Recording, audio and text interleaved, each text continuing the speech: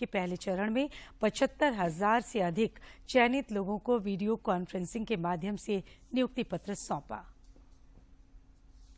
आप सभी को, सभी देशवासियों को धनतेरस की बहुत बहुत बधाई।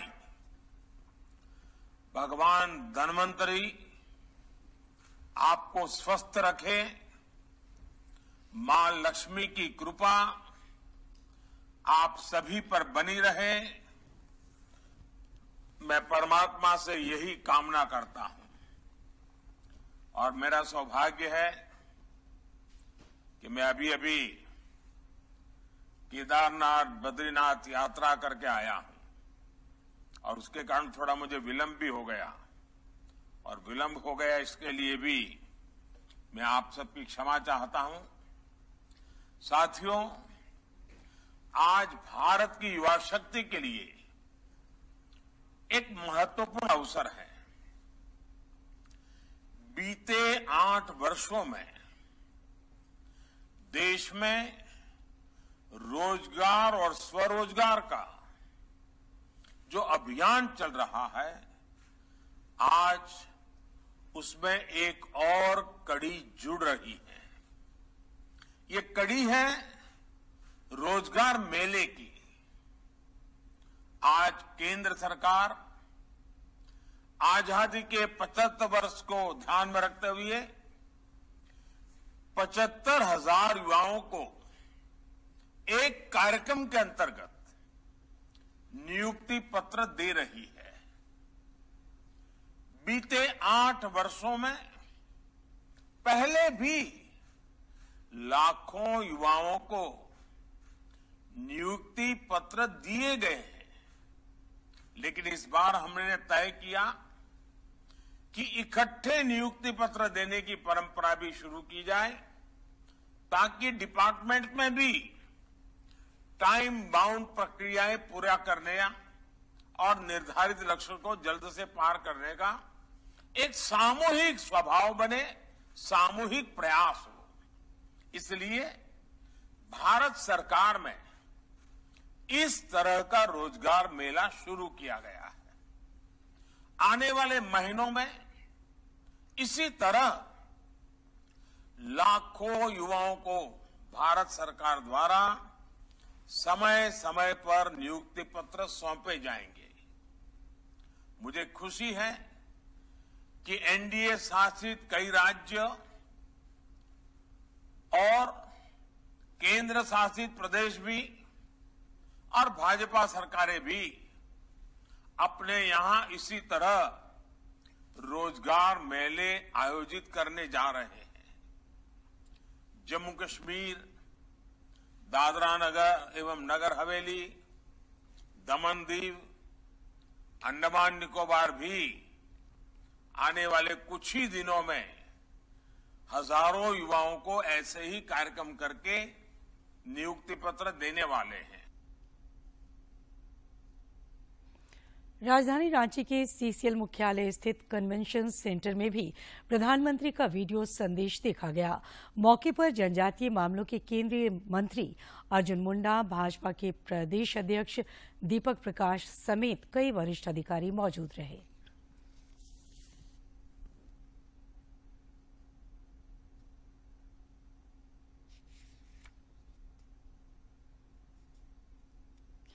प्रधानमंत्री नरेंद्र मोदी आज मध्य प्रदेश के सतना में वर्चुअल माध्यम से गृह प्रवेशम कार्यक्रम में शामिल होंगे।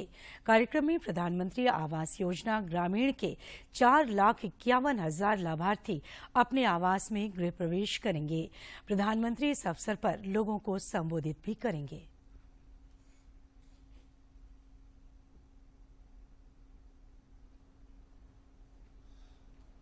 और प्रधानमंत्री नरेंद्र मोदी धनतेरस के पावन मौके पर मध्य प्रदेश के 4,51,000 गरीब परिवारों को वर्चुअल माध्यम से गृह प्रवेश कराएंगे।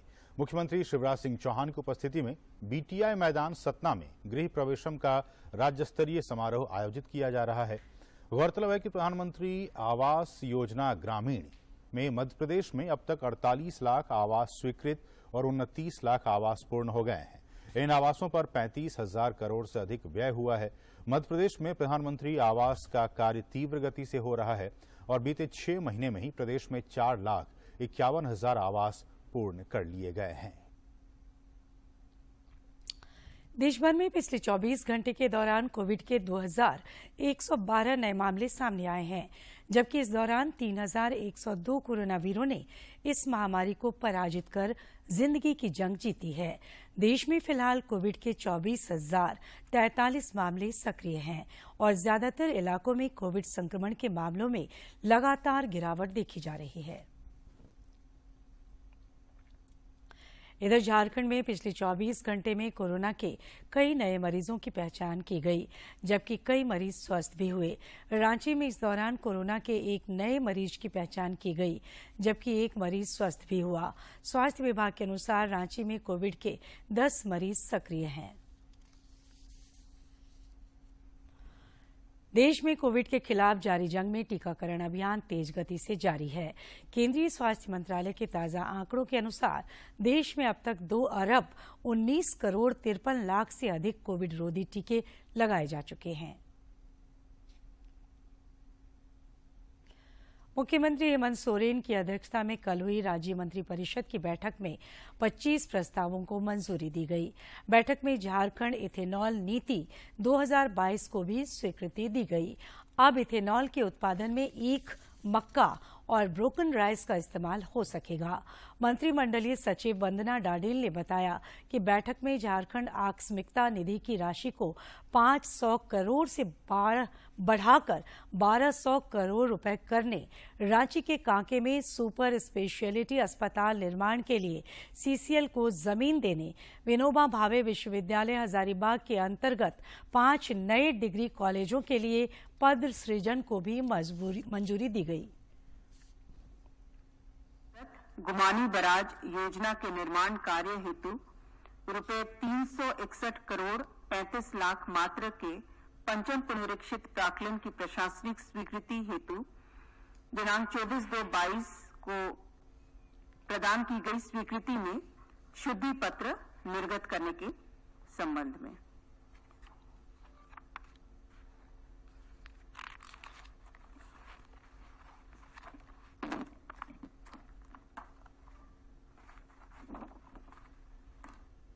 प्रस्ताव संख्या 12 उद्योग विभाग से झारखंड इथेनॉल प्रोडक्शन प्रमोशन नीति 2022 की स्वीकृति के संबंध में।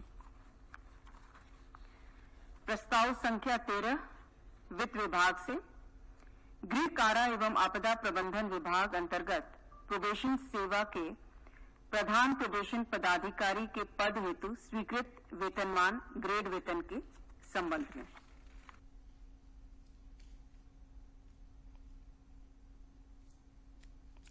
राज्य सरकार ने सभी शहरों में अनाधिकृत आवासीय निर्माण को नियमित करने की दिशा में कार्रवाई शुरू कर दी है।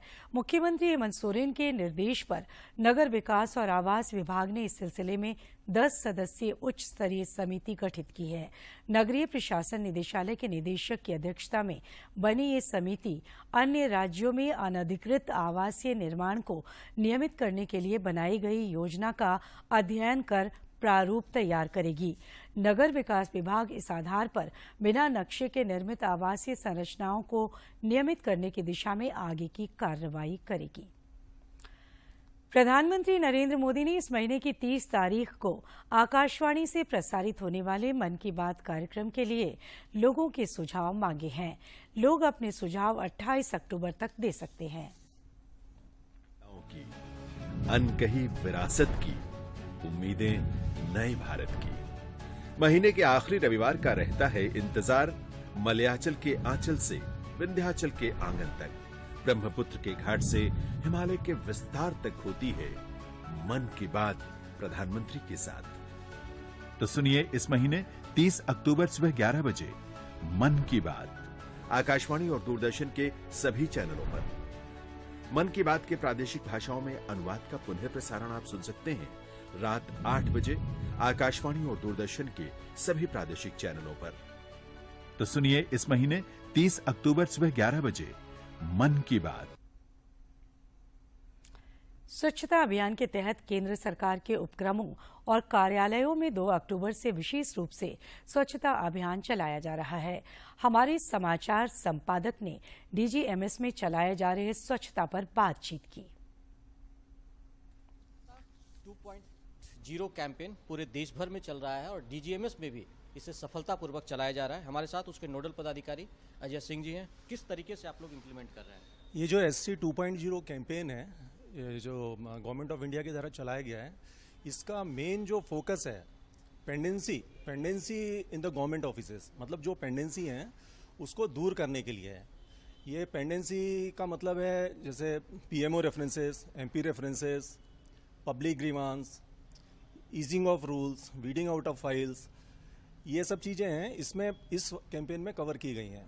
और ये जो चीज़ें मैंने बताई आपको, ये सब क्वांटिटी वे में इसको टारगेट फिक्स किया गया मिनिस्ट्री द्वारा, और जो कि मिनिस्ट्री द्वारा डेली मॉनिटर भी किया जा रहा है। तो इस क्रम में हम लोगों ने बहुत सारे जो मेजर एक्टिविटीज़ हैं, जैसे स्क्रैप डिस्पोजल से रेवेन्यू जनरेशन, वो हम लोगों ने किया है। Almost 1000 square feet free space हम लोगों ने क्रिएट किया। बहुत सारी जो ओल्ड फाइल्स थी उसको वीड आउट किया है।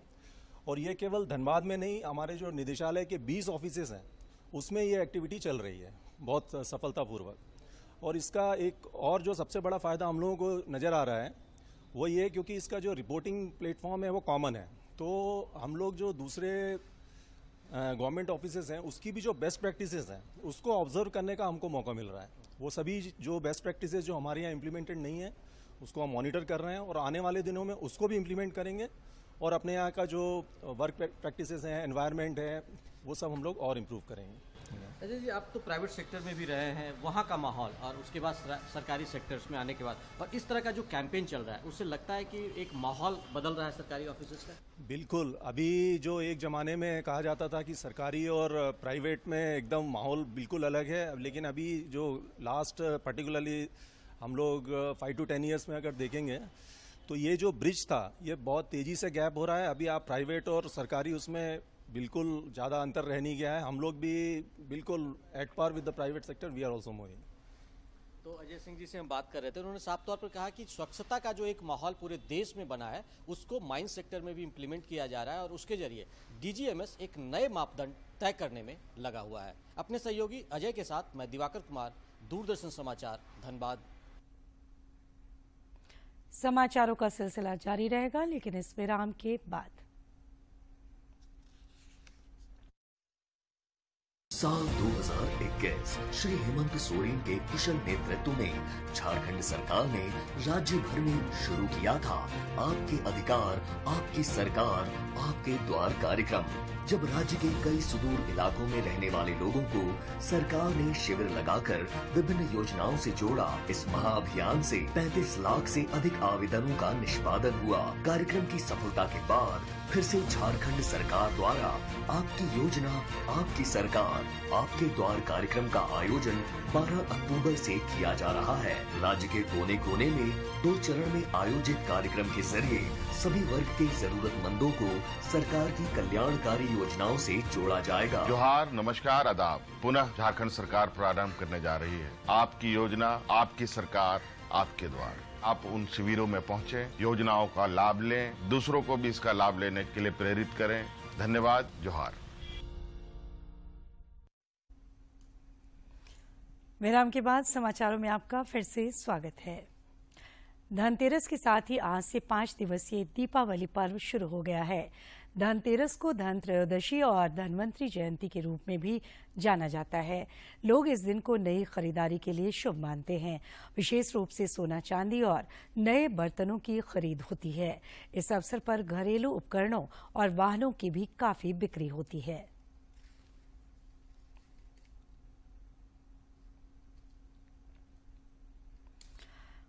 उत्तर प्रदेश के अयोध्या में कल भव्य दीपोत्सव की तैयारियां चरम पर हैं। प्रधानमंत्री नरेंद्र मोदी दीपावली की पूर्व संध्या पर इस दीपोत्सव में भाग लेंगे। भगवान श्री राम की नगरी अयोध्या में प्रधानमंत्री नरेंद्र मोदी के आगमन को लेकर आम जनमानस में भी हर्ष दिखाई पड़ रहा है। कहीं रंगोली बनाई जा रही है तो कहीं मटकों को सजाया जा रहा है। बहुत ही खुशी हो रही है। प्रधानमंत्री जी आएंगे, उनके वेलकम के लिए सारी तैयारी हो रही है। हम लोग ये घड़े बना रहे हैं और हम लोगों को बहुत ही ज्यादा अच्छा लग रहा है। कहीं राम धुन गाई जा रही है,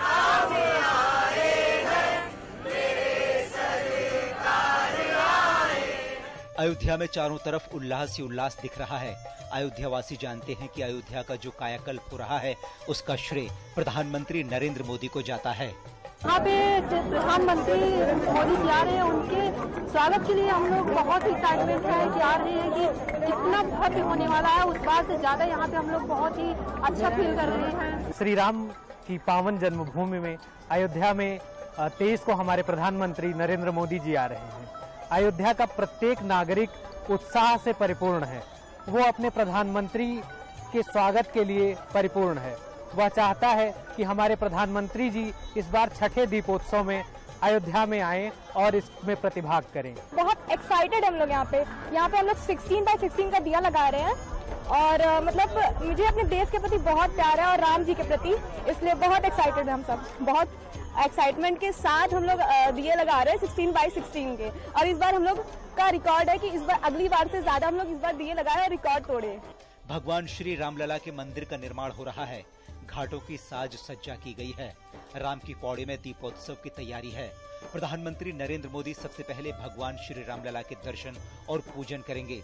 उसके बाद बन रहे मंदिर का निरीक्षण करेंगे और गर्भगृह पर भी पूजन करेंगे। प्रधानमंत्री राम कथा पहुंचकर दीपोत्सव के दिन श्री राम जी के पूरे परिवार का भी पूजन करेंगे। इस अवसर पर प्रधानमंत्री मां सरयू की आरती करेंगे और लेजर शो और आतिशबाजी को भी देखेंगे। अयोध्या को सजाने के साथ ही सुरक्षा की भी व्यापक तैयारी की गई है। अयोध्या के लोग प्रधानमंत्री के आगमन की प्रतीक्षा कर रहे हैं, क्योंकि उनके ही कारण अयोध्या सुंदर सज धजकर भगवान राम के त्रेता युग की अयोध्या की तरह ही तैयार हुई है। Bureau report, DD news. मुख्यमंत्री हेमंत सोरेन ने राज्यवासियों को दीपावली की शुभकामनाएं दी हैं। श्री सोरेन ने प्रोजेक्ट भवन में पत्रकारों से बातचीत में लोगों को दीपावली की शुभकामनाएं दी। दीपावली की बहुत बहुत शुभकामनाएं। आप सभी पूरे राज्यवासियों को अच्छे से मनाएं, सौहार्दपूर्ण मनाएं और जो विगत 2 साल तक आप परेशान रहे, आगे खुशहाल रहें, मेरी शुभकामनाएं। रांची की एक संस्था में पल रही बच्चियां मिट्टी के दियों पर बिखेर रही हैं अपनी हुनर का जादू।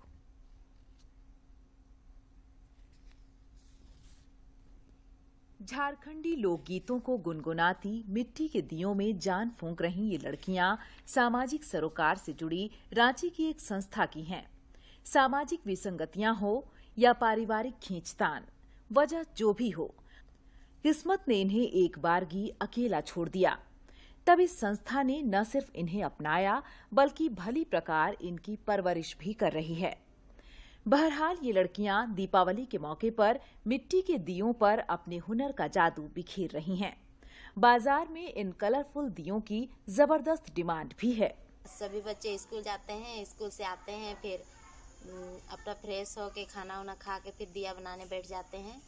और ये दिया हम लोग जो बना रहे हैं बेचने के लिए, और ये सब बिक्री हो जाएगा तो इससे जो पैसा मिलेगा वो चीज़ हम लोग जरूरत का चीज़ जो हम लोग का जो जरूरत चीज है वो सब खरीदा जाएगा। इससे ही दीपावली के नजदीक पहुंचता है, हम लोग दिया बनाते हैं। सभी बच्चे मिल के हम लोग डिजाइन अलग अलग डिजाइन करते हैं। क्योंकि देखा जाए रांची में कि कलरफुल दिया नहीं मिलता है, तो हम लोग चाहें कि मतलब हम लोग का रूटीन अलग अलग है। तो हम लोग सुबह में ग्राउंड जाते हैं तो शाम में हम लोग दिया पेंट करते हैं, अपना अपना हुनर को सबके अलग अलग डिजाइन बनाते हैं।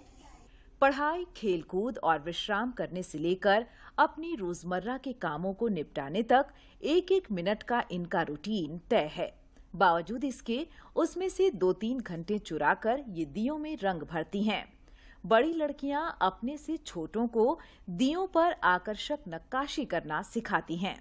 पिछले 5 सालों से यह सिलसिला चल रहा है। लोग सुबह 5 बजे उठते हैं और अपना ब्रश व्रश करते हैं, फिर ग्राउंड जाते हैं, फिर ग्राउंड हम लोग खेलते हैं, वहाँ व्यायाम सब करते हैं। 7 बजे फिर आ जाते हैं यहाँ। फिर जितना जो हमारे अंदर आर्ट होता है, जो जिससे हम लोग दिखाते नहीं है, वो लोग धीरे फिर इसमें मतलब अच्छा से बनाने लगे। और हम लोग मतलब बनाने के बाद इससे हम लोग मतलब जो भी मतलब इससे पैसा आता है, उससे हम लोग जो जरूरत चीज़ है, जैसे कि कॉपी किताब, हम लोग का पेन पेंसिल, पढ़ाई के वक्त जब लगता है तो उसमें हम लोग लगाते हैं इसे। यह संस्था इन लड़कियों के लिए एक परिवार की तरह है, जो आकार में थोड़ा बड़ा है। ये आपस में मिलजुल कर बड़े प्यार से रहती हैं। यही कारण है कि कभी भी इन्हें अपने घर वालों की कमी नहीं खली। भी लोग एक साथ भाई बहन की तरह रहते हैं और यहाँ पे हम लोग पिछले 11 साल से रह रहे हैं, लेकिन हमें यहाँ मम्मी पापा की कमी नहीं हुई और अपने परिवार की भी याद नहीं आती है। ऐसे तो कमी, सारे लोग एक साथ रहते हैं तो एक परिवार की तरह लगता है हमें। और एक साथ हम लोग खेलते हैं, खाते हैं, पीते हैं और साथ में रहते हैं। दीपावली पर दिए कलर करना हो या फिर रक्षाबंधन पर राखी बनाना, इसका मकसद कभी भी पैसे कमाना नहीं है, बल्कि इन लड़कियों के भीतर छिपी प्रतिभा को निखारना है। ये काबिल बने और आगे का इनका जीवन खुशहाल हो, यही इरादा है। बाहर से आते हैं, हमारे सेंटर में जो बच्चे रहते हैं वो सारे बच्चे अलग अलग जगह से, अलग अलग जिले से हैं और सबके अंदर कुछ न कुछ कला है जो छुपा हुआ है, कुछ स्किल है जो इनके अंदर है, जो हम लोग उसको निखारने का काम करते हैं। कोशिश करते हैं कि वो बच्चे उसको ज़मीन पे उतार सके। जैसे दिवाली में हम लोग दिया बनाते हैं, रक्षाबंधन में हम लोग राखी बनाते हैं, होली में भी हम लोग कई चीज़ें साथ में बनाते हैं। झारखंडी फूड को हम लोग काफ़ी प्रमोट कर रहे हैं और हम लोग ये कोशिश कर रहे हैं कि ये लोग के अंदर जो कला है, जो स्किल है, उसको निखारें। इनका पढ़ाई लिखाई के साथ साथ में जो खाली समय मिलता है उतने समय में ये लोग अपने स्किल को डेवलप करते हैं, बनाते हैं। इन लड़कियों के हाथों तराशे गए दिए दीपावली पर दूसरे घरों को न सिर्फ रोशन कर रही हैं, बल्कि उन घरों की खूबसूरती में 4 चांद भी लगा रही हैं। इनकी मेहनत का यही इनाम है। दूरदर्शन समाचार के लिए रांची से अवधेश गौतम की रिपोर्ट। आयुष मंत्रालय ने इस वर्ष आयुर्वेद दिवस के लिए अखिल भारतीय आयुर्वेद संस्थान को नोडल एजेंसी बनाया है। इसका विषय है हर दिन हर घर आयुर्वेद। आयुष मंत्रालय प्रत्येक वर्ष धन्वंतरि जयंती को आयुर्वेद दिवस मनाता है। साथ साथ विदेशों में भी बड़े स्तर पर मनाने की कोशिशें तेज कर दी हैं। इसके लिए केंद्र सरकार के विभिन्न मंत्रालय अपनी अपनी भूमिका निभा रहे हैं। आजादी के अमृत महोत्सव के मौके पर इस बार के आयुर्वेद दिवस को व्यापक तौर पर मनाया जा रहा है। 23 अक्टूबर को आयुर्वेद दिवस के मौके पर नई दिल्ली के विज्ञान भवन में भी एक कार्यक्रम का आयोजन किया जा रहा है। इस साल आयुर्वेद दिवस पर हर दिन हर घर आयुर्वेद अभियान को आगे बढ़ाने के लिए 19 मंत्रालय मिलकर काम कर रहे हैं, ताकि देश के हर व्यक्ति को भारत की इस पारंपरिक चिकित्सा पद्धति से अवगत कराया जा सके। आयुर्वेद को घर घर पहुंचाने के लिए सभी ग्राम पंचायतों के ग्राम प्रधानों को पत्र लिखकर अपील की गई है कि ग्रामीणों को प्रेरित करने के लिए गांवों में विभिन्न प्रतियोगिताएं आयोजित की जाएं। लोगों को अपने घर बगीचे में 4 से 5 औषधि पौधे लगाने के लिए प्रेरित किया जाएगा, जिसमें तुलसी, गिलोय, नीम, धृत कुमारी, करी पत्ता का पौधा, सहजन का पौधा, पुदीना, भारतीय बेल शामिल होगी। स्कूलों और विश्वविद्यालयों में आयुर्वेद को लेकर जागरूकता अभियान भी चलाया जा रहा है। आयुर्वेद दिवस समारोह के एक हिस्से के रूप में एक लघु वीडियो बनाने की प्रतियोगिता का आयोजन किया जा रहा है, जिसमें प्रतिभागी मेरा दिन और आयुर्वेद, मेरी रसोई में आयुर्वेद, मेरे गार्डन में आयुर्वेद, मेरे खेत में आयुर्वेद, मेरे भोजन आहार में आयुर्वेद विषयों पर हिंदी और अंग्रेजी भाषाओं में 3 मिनट से अधिक का वीडियो बना सकते हैं, जो इस वर्ष के आयुर्वेद दिवस के मुख्य विषय अर्थात हर दिन हर घर आयुर्वेद के अनुरूप हो। हर दिन हर घर आयुर्वेद, हर घर में समग्र स्वास्थ्य के लिए आयुर्वेद के बारे में जागरूकता पैदा करने पर जोर देता है। इससे देश को स्वस्थ और मजबूत बनाने में मदद मिलेगी। राज्य से पिछले 4 महीने से सक्रिय मानसून की विदाई हो गई है। रांची स्थित मौसम विज्ञान केंद्र के वरीय वैज्ञानिक अभिषेक आनंद ने बताया कि 22 अक्टूबर तक रांची तथा आसपास के क्षेत्रों में बादल छाए रहेंगे। दक्षिण बंगाल में साइक्लोनिक सर्कुलेशन के असर से राज्य के कई जिलों में 24 अक्टूबर को दीपावली के दिन भी आसमान में बादल छाए रहने की संभावना है। 25 और 26 अक्टूबर को रांची सहित राज्य के कई हिस्सों में बारिश की संभावना है। दूरदर्शन ने देश की जनता का फिर भरोसा जीता है। पेश है एक रिपोर्ट। सार्वजनिक प्रसारक दूरदर्शन पर न केवल भरोसा कायम है बल्कि इसमें लगातार इजाफा भी हो रहा है। प्रतिष्ठित संस्था सेंटर फॉर डेवलपिंग सोसाइटीज और लोक नीति के एक सर्वे में ये बात फिर से साबित हुई है। इस सर्वे से साफ है कि निजी चैनलों की भीड़ के बावजूद सार्थक समाचारों के लिए अब भी देश की जनता प्राइवेट चैनलों के मुकाबले पब्लिक ब्रॉडकास्टर दूरदर्शन पर ही भरोसा करती है। देश के 34% लोग आज भी विश्वसनीय समाचारों को लेकर दूरदर्शन को ही पूरी तरह से भरोसेमंद मानते हैं, जबकि देश के 30% लोग विश्वसनीय समाचारों के मामले में दूरदर्शन पर कुछ हद तक भरोसा करते हैं। और अब कुछ खबर राज्य के विभिन्न जिलों से।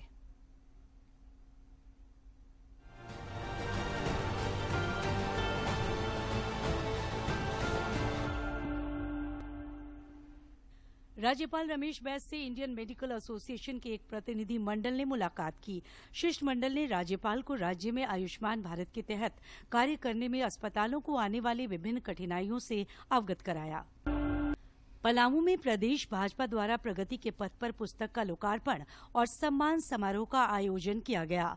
प्रदेश अध्यक्ष दीपक प्रकाश ने कार्यक्रम का उद्घाटन किया। बाद में प्रगति के पथ पर पुस्तक का लोकार्पण किया। इस दौरान श्री प्रकाश ने कहा कि राज्य में चल रहे भ्रष्टाचार के खिलाफ भाजपा 19 से 23 नवंबर तक आंदोलन करेगी। लातेहार जिले के चंदवा थाना क्षेत्र स्थित मालहन रेलवे स्टेशन के निकट तीसरी रेल लाइन का निर्माण करा रही कंपनी की साइट पर उग्रवादियों ने हमला कर अंधाधुंध फायरिंग की। इसमें कंपनी के एक इंजीनियर तथा 2 मजदूरों को गोली लगी है। तीनों घायलों का चंदवा में प्राथमिक उपचार के बाद रिम्स रेफर कर दिया गया है। रामगढ़ जिले में नमामि गंगे योजना के तहत उपायुक्त माधवी मिश्रा की अध्यक्षता में रजरप्पा स्थित मां छिन्नमस्तिका मंदिर परिसर में जिला स्तरीय कार्यक्रम का आयोजन किया गया।